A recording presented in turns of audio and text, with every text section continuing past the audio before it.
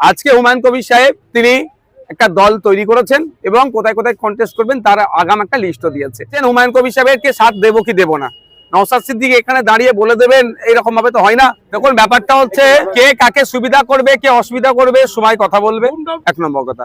দ্বিতীয় কথা হচ্ছে আমরা পশ্চিমবাংলার বিজেপি এবং তৃণমূল যেভাবে এই দুই দল মিলে শাসক এবং প্রধান বিরোধী দলের থেকে বাংলার মানুষকে শোষণ করছে, এর বিরুদ্ধে আমরা ঐক্যবদ্ধ হয়ে লড়াই করার চেষ্টা করছি। আজকে হুমায়ুন কবির সাহেব তিনি একটা দল তৈরি করেছেন এবং কোথায় কোথায় কন্টেস্ট করবেন তার আগাম একটা লিস্টও দিয়েছে।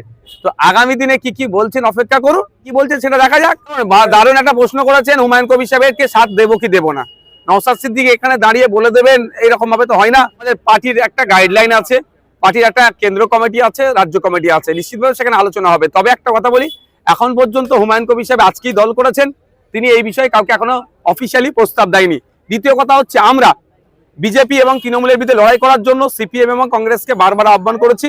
সিপিএম এর সাথে বা লেফট ফ্রন্টের সাথে আমাদের আলোচনা চলছে, আরো অনেক রাজনৈতিক দল আছে, তাদেরকে নিয়ে আমরা বিজেপি তৃণমূলের বিরুদ্ধে লড়তে চাই। যারা শুধু হুমায়ুন কবির সাহেবের কথা আমি বলছি না, রাজ্যে যে সমস্ত সেকুলার ফোর্স গুলো আছে যারা বিজেপি এবং তৃণমূলের বিরুদ্ধে সত্যিকারের লড়াই করতে চাই, সকলকে আমরা আহ্বান করেছি এক জায়গায় আসুক এবং সকলের সাথে আমাদের আলোচনা চলছে।